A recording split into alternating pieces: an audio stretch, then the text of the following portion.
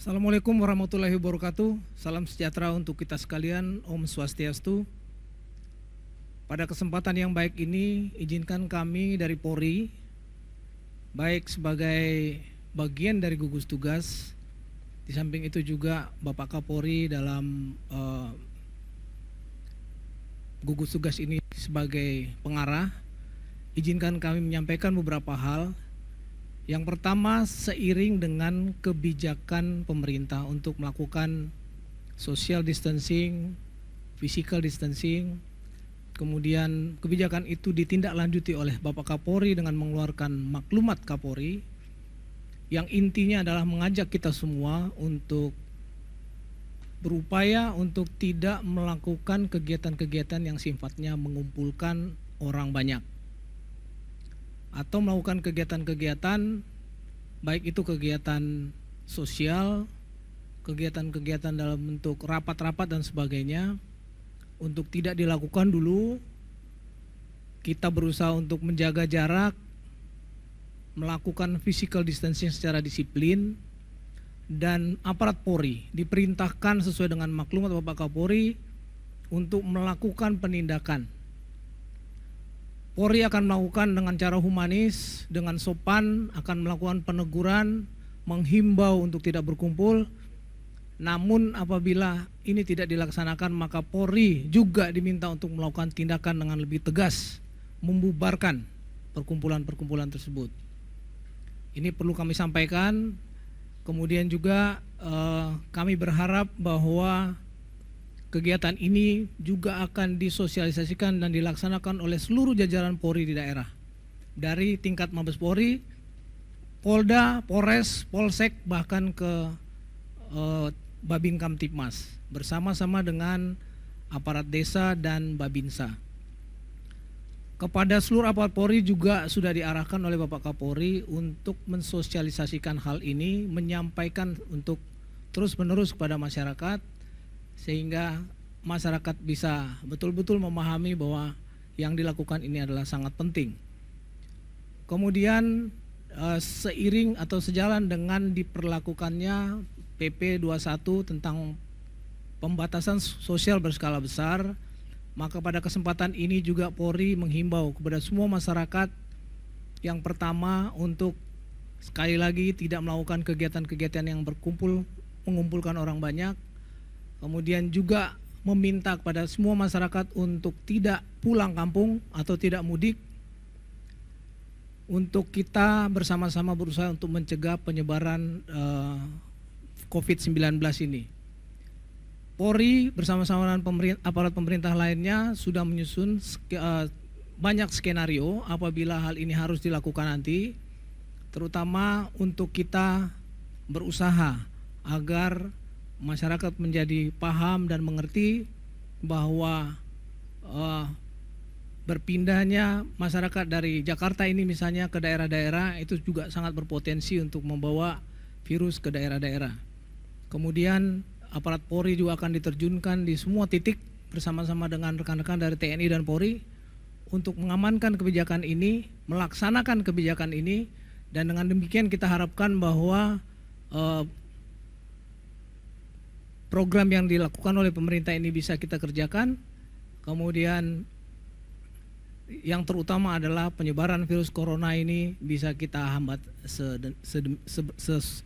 sebaik mungkin. Saya kira itu dari kami. Terima kasih.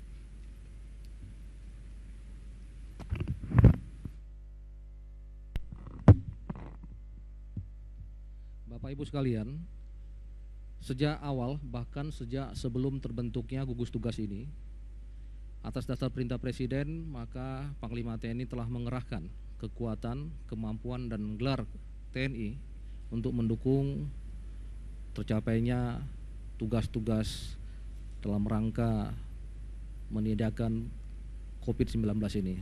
Seperti kita ketahui bersama, sejak awal pesawat-pesawat TNI, baik itu TNI Hercules maupun Boeing, telah digunakan untuk menjemput dan digunakan juga dalam rangka pendistribusian logistik ke daerah-daerah. Selain pesawat TNI, juga kita kerahkan adalah kapal KRI, kapal Republik Indonesia.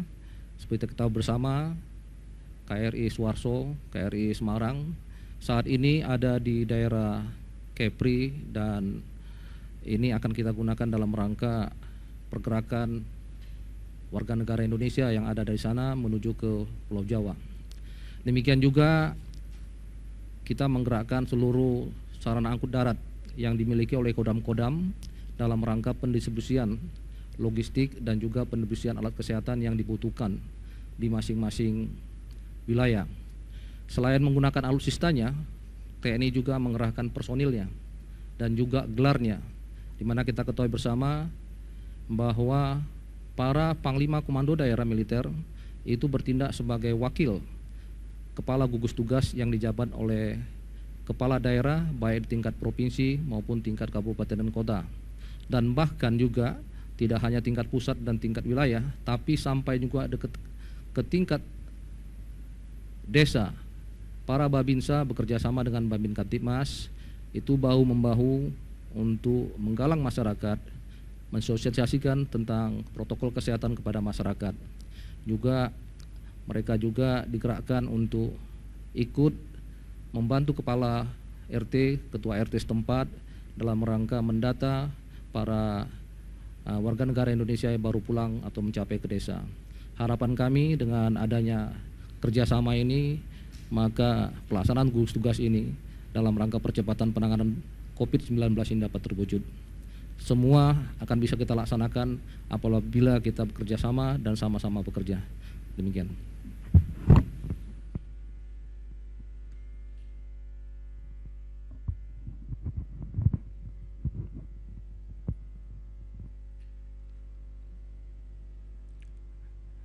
Pertama, kami akan menyampaikan standar penggunaan masker yang dapat digunakan untuk masyarakat dan tenaga medis. Kami telah mengkaji berbagai jenis masker dan peruntukannya. Terdapat 3 golongan jenis masker, yaitu masker kain, masker bedah,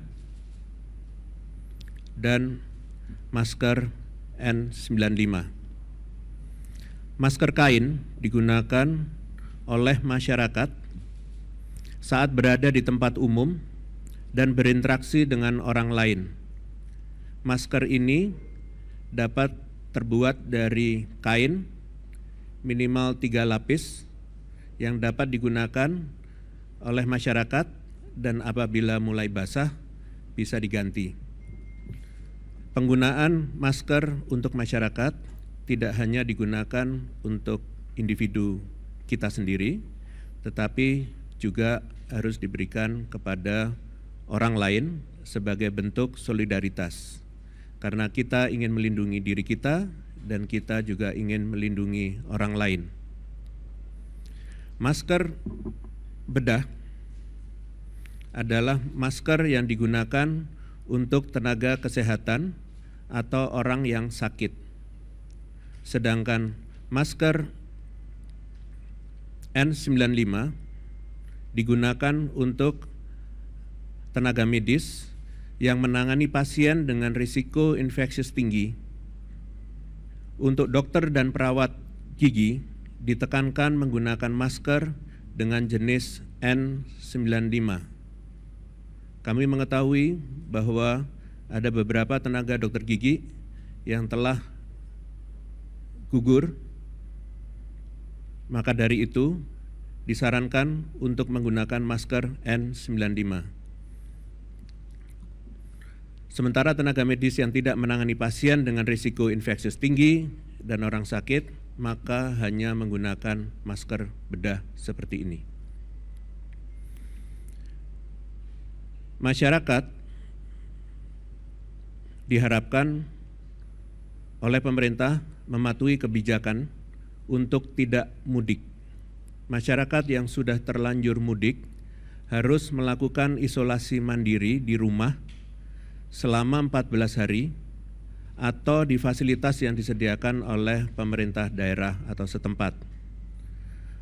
Masyarakat setempat tetap mempraktekkan physical distancing atau jaga jarak, jangan berkerumun atau berkumpul. Masyarakat terbagi dalam dua kelompok, yaitu kelompok yang berisiko, yang terdiri dari usia lanjut, dan masyarakat yang memiliki kondisi atau penyakit penyerta seperti diabetes, jantung, dan penyakit paru, serta kelompok muda yang sehat. Sehingga kelompok utama yang harus dijaga adalah kelompok usia lanjut dan yang memiliki kondisi atau penyakit penyerta agar tidak tertular COVID-19. Peran pemerintah daerah di semua tingkat, baik mulai dari RT, RW, desa, kecamatan, kabupaten, kota, dan provinsi, sangat penting sehingga sangat diharapkan bantuan dan kerjasamanya sebagai gugus tugas COVID-19 di daerah dengan mengoptimalkan segala sumber daya yang dimilikinya, termasuk penggunaan dana yang direalokasi termasuk dana desa. Ucapan terima kasih dari kami untuk kerjasama dan solidaritas pemerintah daerah dan masyarakat dalam memerangi COVID-19. Terima kasih.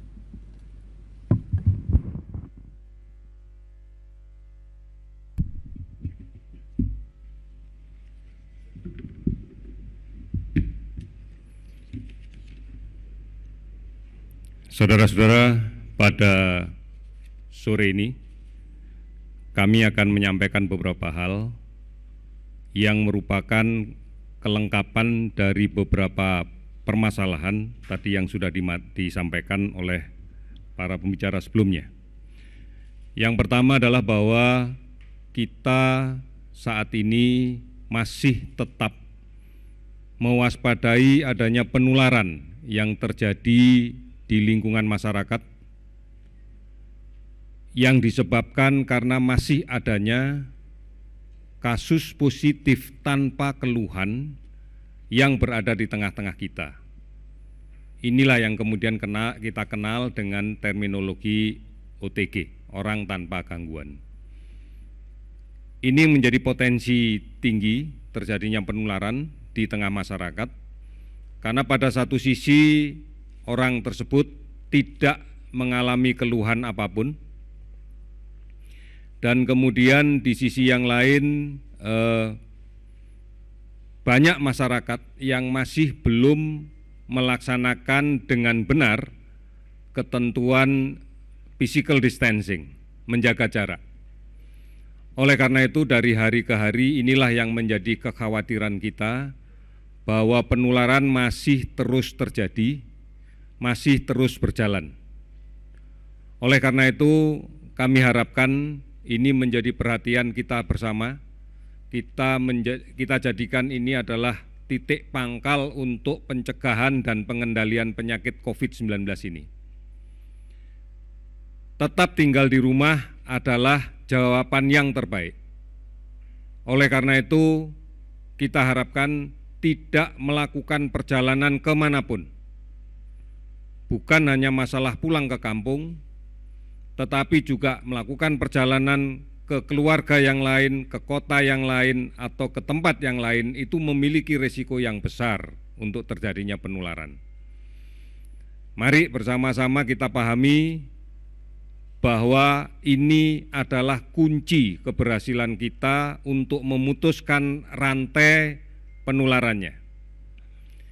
Oleh karena itu, kami minta ini menjadi bagian utama kita, di samping membiasakan untuk mencuci tangan dengan baik, dengan menggunakan sabun, dengan air yang mengalir, paling tidak dalam waktu 20 detik, kemudian mulai menghentikan kebiasaan, baik yang disadari maupun tidak disadari, untuk menyentuh wajah, menyentuh hidung, menyentuh mulut, menyentuh mata. Ini adalah rute-rute yang paling klasik untuk infeksi penyakit ini. Yang terakhir, mari kita yakini bahwa tetap tinggal di rumah adalah solusi yang terbaik untuk menghindarkan diri dari sebaran penyakit ini. Saudara-saudara, berikutnya kami sampaikan bahwa pada hari ini tadi telah kita lakukan pendorongan logistik berupa APD dan masker dari Jakarta menuju ke Batam, Tanjung Pinang, Medan, Banda Aceh, kemudian Balikpapan, Tarakan, Gorontalo, Manado, dan Kepalu, kemudian Pontianak, Palangkaraya, dan Banjarmasin dengan jumlah kisaran antara 5.000 sampai dengan 7.000 lembar APD dan masker dengan kisaran antara 20.000 sampai dengan 150.000. Kegiatan-kegiatan ini adalah bukti bahwa pemerintah berkepentingan dan sangat memperhatikan kebutuhan layanan di daerah yang dilaksanakan oleh saudara-saudara kita, para tenaga kesehatan di semua lini layanan kesehatan. Bukan hanya di rumah sakit umum pemerintah, tetapi juga di rumah sakit swasta, di klinik, di praktek, di puskesmas, yang semuanya memiliki risiko yang sama untuk terpapar penyakit ini. Oleh karena itu, APD menjadi sesuatu yang sangat penting bagi pemerintah, karena inilah upaya kita untuk bisa memberikan layanan terbaik pada warga negara yang menderita COVID, disertai perlindungan maksimal bagi petugas layanan kesehatannya.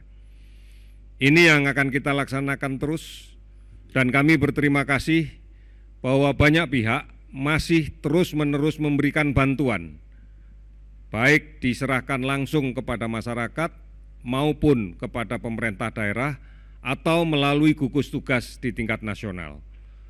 Kami menyadari bahwa inilah sebenarnya bentuk toleransi sosial yang menjadi bagian dari jati diri bangsa Indonesia. Kita akan terus melakukan upaya ini dan kami yakin masyarakat akan bersama kita untuk menghadapi permasalahan COVID-19 ini. Kemudian yang terakhir, pada hari ini kami melakukan pendataan dan merekap kembali seluruh data. Kita masih cukup berprihatin pada hari ini masih terjadi penambahan kasus untuk konfirmasi positif sebanyak 106 kasus, sehingga total menjadi 2.092 kasus konfirmasi positif dengan menggunakan pemeriksaan molekuler. Kemudian kita bersyukur bahwa ada 16 saudara kita yang sudah sembuh dengan pemeriksaan negatif dan 2 kali berturut-turut sehingga bisa dipulangkan, sehingga total menjadi 150 orang. Kita bersyukur bahwa mereka yang sudah sembuh ini kondisinya bagus dan tidak perlu dikhawatirkan lagi untuk menularkan penyakit. Bahkan kita yakini yang 150 orang ini telah sembuh dan memiliki imunitas, kekebalan terhadap virus COVID-19. Kita masih berprihatin ada 10 yang meninggal, sehingga totalnya adalah menjadi 191 meninggal. Kami sudah melaksanakan pemeriksaan molekuler dengan PCR pada lebih dari 7.896 orang, dan kemudian kasus yang kita dapatkan ini tersebar di 120 kabupaten kota. Kami melihat bahwa sebaran kasus sekarang muncul akibat pergerakan orang tanpa gejala, kasus positif tanpa keluhan apapun dari kota-kota besar yang kita data memiliki kasus tertinggi sebagai pusat-pusat sebaran ke daerah-daerah di sekitar, ke kota-kota di sekitar. Inilah yang meyakinkan kita bahwa tinggal di rumah adalah jawaban satu-satunya yang paling benar. Tidak melakukan perjalanan kemanapun, apakah ke kampung, apakah ke rumah saudara, ataukah tempat lain, tidak dilakukan, karena inilah upaya kita untuk menghentikan. Saudara-saudara sekalian, harus kita waspadai bahwa ancaman klasik yang muncul pada periode musim pancaroba ini untuk beberapa kota adalah demam berdarah. Oleh karena itu, mari tinggal di rumah, bersihkan sarang nyamuk. Ini adalah jawaban yang paling tepat, bukan hanya untuk mengendalikan COVID, tetapi juga untuk mengantisipasi sebaran penyakit demam berdarah yang secara frekuentif akan muncul pada periode-periode ini. Kami yakin kita semua bisa. Tinggal di rumah, berantas sarang nyamuk. Pasti kita mampu melakukan itu. Dengan bersatu, dengan semangat saling melindungi, lindungi yang sakit, lindungi yang sehat, lindungi keluarga kita, lindungi lingkungan kita, maka kita menjadi bagian yang kokoh dari lindungi bangsa kita. Kita bisa. Sekali lagi, kita bisa. Terima kasih, selamat sore.